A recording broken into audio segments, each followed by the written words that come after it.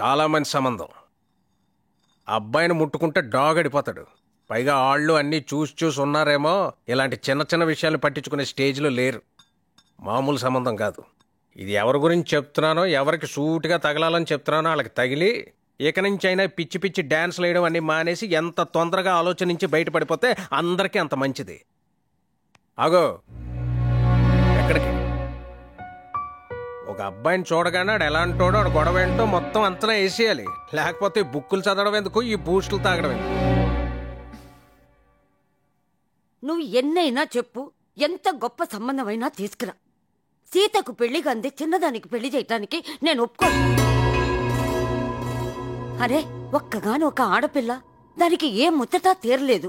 చూడండి, దీనికైనా మీరు ముందుండి చేయకపోతే నేను చచ్చినంత ఒట్టే. అమ్మా, అన్నయ్య మాట్లాడుతాడు కదా, ఎందుకు నీకు ఊరికి ఆవేశం? ఏంద్రా మాట్లాడేది? ఏంది మాట్లాడేది? జన్మంతా మీరే మాట్లాడుతూ ఉండండి. ఎప్పుడైనా నన్ను మీరు మాట్లాడించారా? చూడండి, మీ ఇద్దరికంటే వాడంటేనే నాకు చాలా ఇష్టం. వాడు ఎలాగూ పోయాడు. వాడి గురించి మీరు ఎప్పుడైనా పట్టించుకున్నారా? ఏ, వీళ్ళంతా ఉన్నారా? వీళ్ళు పట్టించుకున్నారా? పట్టించుకున్నారా చెప్పండి. ఏంటి బావగారు, అందరూ బాగున్నారా? ఇదిగోమ్మా, అత్తయ్య తన చేతులతో సున్నుండలు చేసి ఇచ్చింది. ఎప్పుడూ చక్కగా హాయిగా ఉంటూ సున్నుండల లాంటి పిల్లని కనమని మరీ చెప్పింది. ఏమ్మా, బాగున్నావా? అందరూ బాగున్నారా? అరే రే, కంగారులో మర్చిపోయానే. ఏమా, బాగున్నావా? ఆరోగ్యంగా ఉన్నావా? ఎలా ఉన్నావు? కూర్చోండి అన్నయ్య. బాగున్నావమ్మా? బాగున్నాను. అందరినీ ఒక చోటు చక్కగా చూస్తుంటే ఎంత హాయిగా ఉందో. ఎలా కొండలరావు, ఎప్పుడొచ్చావు? వారు అదృష్టం అంటే మీది. మీరు ఇలా అంటున్నారు, అలా వచ్చారు. ఏం లేదు అన్నయ్య గారు, సీత పెళ్లి గురించి. చిన్నదానికి మంచి సంబంధం కుదిరే దారిలో ఉంది.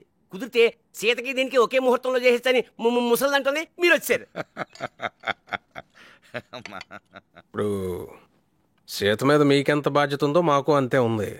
అందులోనూ పెళ్లి విషయం 1-2 సార్లు చూసుకోవాలా.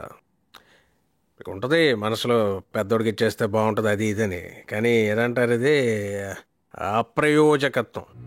పని పాట లేక అలాంటి వాడికి చేయడానికి మీకు మనసు ఒప్పుకోదు కదా. నలుగురు ఏమంటారని మీకు ఉంటుంది కదా. ఇప్పుడు మన కొండలరావు ఉన్నాడు, వాళ్ళ అబ్బాయికి సీతని చేసేద్దాం అంటే ఎగిరికి ఎంతేస్తాడు అనుకుంటావా? ఎటు మా ఎదవ కానీ టక్కని అంటాడు.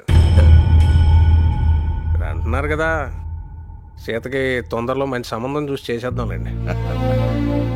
సీత విషయంలో ఎవరికైనా మంచి చేయాలనిపిస్తుంది, ఇంకో ఆలోచన ఉండదు. ఎందుకంటే అది సీత.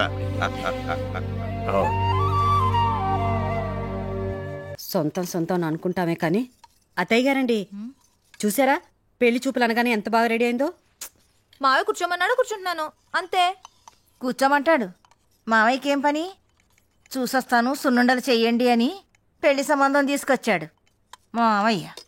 ఊరుకోండి అత్తయ్య, పెద్దోడే బాగుంటే ఇవన్నీ అనుకోవడం ఎందుకు?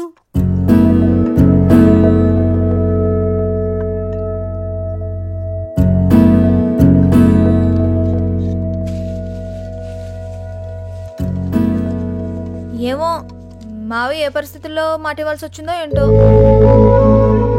మరి మనందరం మావయ్య గౌరవం కాపాడుద్దా?